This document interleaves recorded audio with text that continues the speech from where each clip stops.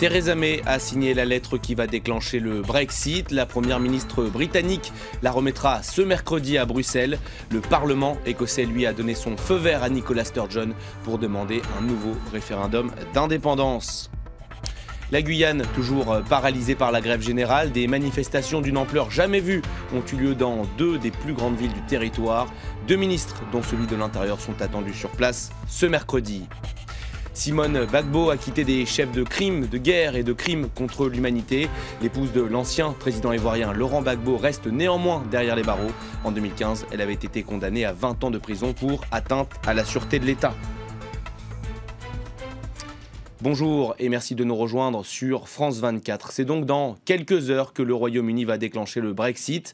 Theresa May a signé la lettre de divorce avec l'Union européenne. Elle sera remise ce mercredi au président du Conseil européen Donald Tusk.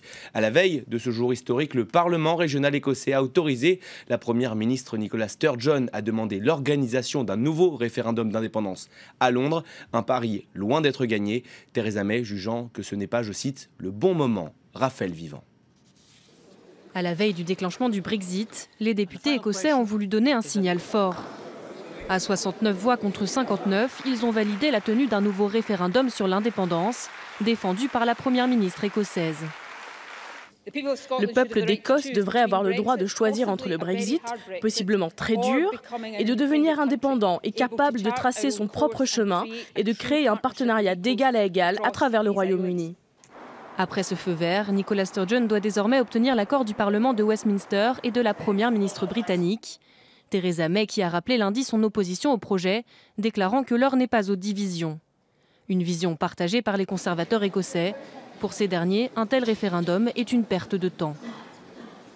Ce n'est pas un plan sérieux fait par un gouvernement raisonnable. Ce sont les indépendantistes réchauffant les mêmes recettes pour nous diviser. Prenez une proposition irréalisable, ajoutez de la verdure, remuez les doléances et servez. Cela a pu marcher un jour, mais laissez-moi dire à la Première ministre, cela ne sent pas bon et les Écossais n'y croient pas. Malgré la victoire du non lors du précédent référendum sur l'indépendance en 2014, Nicola Sturgeon veut y croire. Elle estime que les choses ont changé depuis le vote sur le Brexit. Les Écossais s'étaient alors prononcés majoritairement pour le maintien dans l'Union européenne.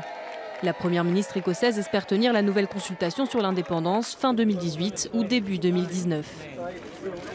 Et à la veille de ce Brexit, le maire de Londres, Sadiq Khan, a rencontré son homologue parisienne, Anne Hidalgo. L'occasion pour eux d'annoncer une série de partenariats entre les 2 capitales. J'échange avec des collègues à Paris et en France, parce que même si nous avons choisi de quitter l'Union européenne, nous n'allons pas cesser d'être amis, nous n'allons pas cesser d'être des alliés et nous n'allons pas cesser de nous entendre et d'apprendre les uns des autres.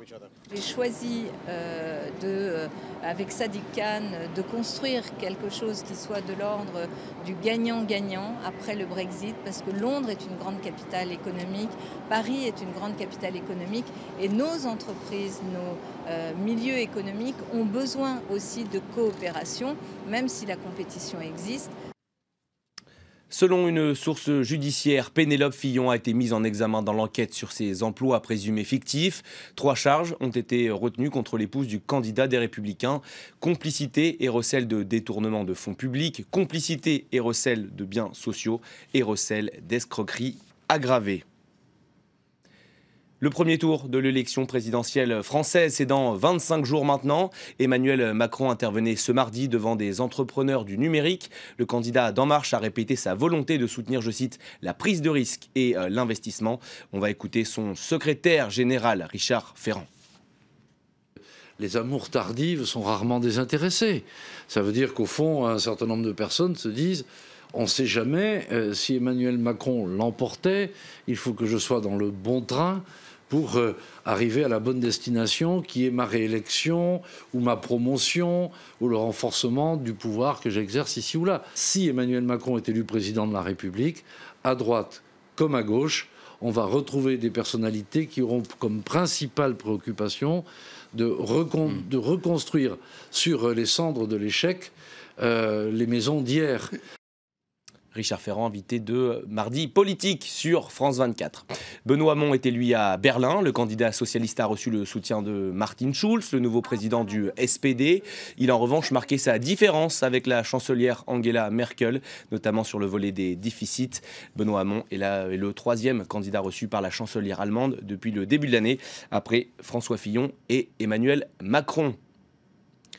De l'aveu des autorités, ce sont les plus grosses manifestations jamais organisées en Guyane. Selon la préfecture, il y avait jusqu'à 10 000 personnes à Cayenne, 4 000 à Saint-Laurent-du-Maroni, la deuxième ville du territoire.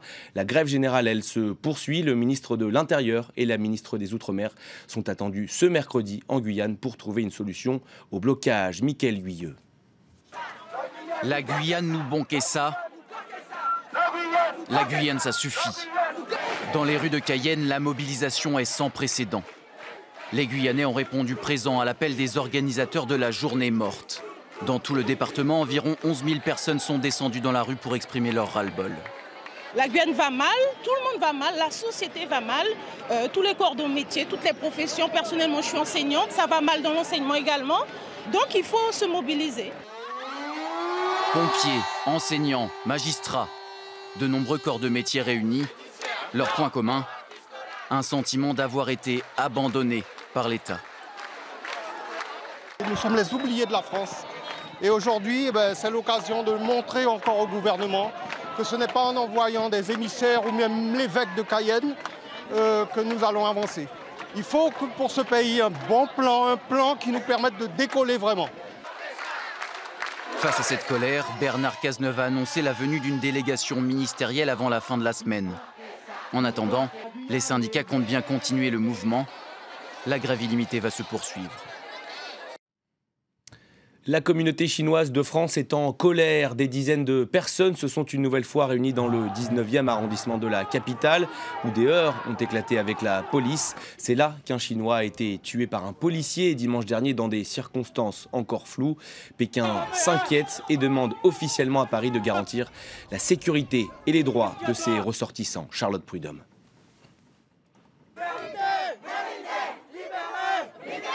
Ces ressortissants de la communauté chinoise à Paris sont en colère. Dimanche, un homme a été tué par des policiers à son domicile dans des circonstances encore floues. On a la haine, le policier ne peut pas tirer sur quelqu'un comme ça, à la maison en plus. La Chine a réagi. Elle demande à la France d'assurer la sécurité de ses ressortissants et l'ouverture urgente d'une enquête. L'ambassade de Chine en France a envoyé des émissaires pour rencontrer la famille du défunt et a offert de l'aide. Le ministère des Affaires étrangères a convoqué aujourd'hui l'ambassade de France en Chine pour porter plainte. Nous continuerons à suivre le développement de cette affaire avec notre ambassade en France et assurer la sécurité, le droit légitime et l'intérêt des citoyens et des institutions chinoises en France. Réponse des autorités françaises, la sécurité des Chinois en France est une priorité. Dimanche soir, alors que des policiers interviennent pour un différend familial dans cet immeuble du 19e arrondissement de Paris, les forces de l'ordre ouvrent le feu. Xiao Liu est père de famille, il vient d'être abattu devant ses enfants. Pour la police, il s'agit de légitime défense car l'homme se serait jeté sur eux. Ce dernier lui porte des coups de ciseaux au niveau de l'aisselle. Notre collègue hurle « il est en train de me planter, il est en train de me planter ». Son collègue, assurant sa protection, fait feu une fois en direction de l'individu et le blesse mortellement. Sa famille conteste cette version et dénonce un tir sans sommation.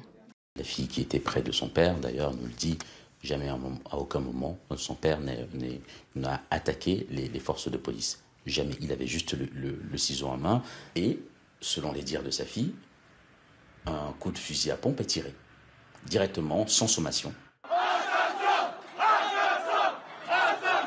Lundi soir, près de 150 personnes se sont réunies pour manifester face au commissariat. Le rassemblement a dégénéré.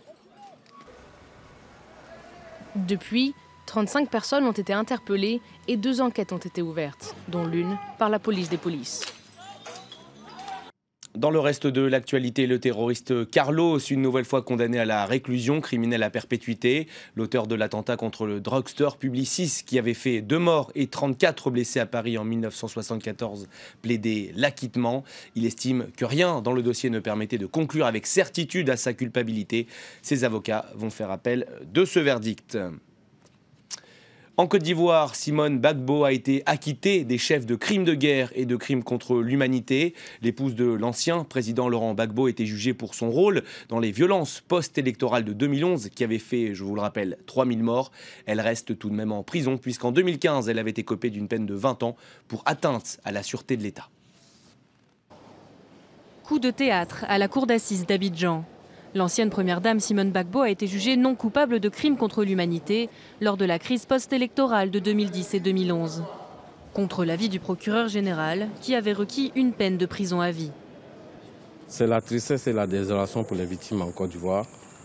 En effet, la Côte d'Ivoire vient de démontrer qu'elle n'a ni la capacité ni la volonté de rétablir les victimes dans leur dignité. Nous appelons à l'exécution immédiate du mandat d'arrêt à l'encontre de Simone Gbagbo. Il faut qu'elle se retrouve à la CPI. Il n'y a que cette justice internationale qui pourra lutter efficacement contre l'impunité en Côte d'Ivoire. Simone Gbagbo n'était pas au tribunal pour se réjouir de cette décision. Depuis le mois de novembre, elle boycotte le procès qu'elle juge inéquitable. L'avocat de la première dame a toutefois fait part de son soulagement. Je pense que les jurés et même les magistrats de la cour d'assises ont eu beaucoup de courage parce que ce n'était pas évident de rendre une telle décision dans un tel environnement politique. Rendre une telle décision, qui est la décision la plus juste, c'est la reconnaissance d'un dossier vide, mais c'est surtout la reconnaissance de l'innocence de Mme Simone Gbagbo. Arrêtée en septembre 2011, Simone Gbagbo était soupçonnée d'être impliquée dans des tirs d'obus sur un marché d'Abidjan et d'avoir commandité plusieurs assassinats, dans le but de maintenir son mari au pouvoir après l'élection de décembre 2010. Président sortant, Laurent Gbagbo avait alors refusé de reconnaître la victoire de son opposant Alassane Ouattara. La crise avait fait plus de 3000 morts en 5 mois. Malgré cet acquittement, Simone Gbagbo n'a pas été libérée. Elle purge actuellement une peine de 20 ans de prison pour atteinte à la sûreté de l'État. Direction à présent les États-Unis où Donald Trump ne semble pas partager les vues de Barack Obama sur le climat. Le président américain a signé un décret qui permettra de réexaminer les avancées en la matière de son prédécesseur. Dans un discours, il a même promis le renouveau de l'industrie du charbon, pourtant très polluante. Cécile Galluccio. Le Clean Power Plan, c'était l'héritage de Barack Obama en matière d'environnement, avec un objectif affiché, une baisse de 32% des émissions de CO2 d'ici 2030. S'il était entré en vigueur, les centrales à charbon, les plus anciennes et les plus polluantes, auraient dû fermer. Mais le texte est bloqué depuis 2016 par la Cour fédérale de Washington, saisie par une vingtaine d'États majoritairement républicains et des entreprises du secteur de l'énergie. Aujourd'hui, avec Donald Trump à la Maison-Blanche, plus question de remettre en cause l'exploitation du charbon. Bien au contraire, celui qui, par le passé, déclarait que le réchauffement climatique était une invention des Chinois, veut faire la part belle au charbon. Aujourd'hui, je prends des mesures audacieuses pour tenir ma promesse. Mon administration met un terme à la guerre contre le charbon. Nous allons avoir du charbon propre, vraiment propre. Par le décret promulgué aujourd'hui, je prends des mesures historiques pour lever les restrictions sur l'énergie américaine, pour en finir avec l'intrusion du gouvernement et abroger les réglementations destructrices d'emplois. Le détricotage du Clean Power Plan a donc désormais un nom, le décret sur l'indépendance énergétique. Une question subsiste alors, les États-Unis vont-ils sortir de l'accord de Paris sur le climat ? Pendant la campagne présidentielle, Donald Trump a plusieurs fois évoqué la nécessité de revoir l'accord, mais son décret reste muet sur la question. En tout cas, l'environnement devrait devenir le portefeuille prioritaire à amputer. Plus de 2,5 milliards en moins sur les 8 milliards actuels. Une telle coupe ferait tomber le budget de l'Agence de protection de l'environnement à son plus bas niveau depuis 40 ans.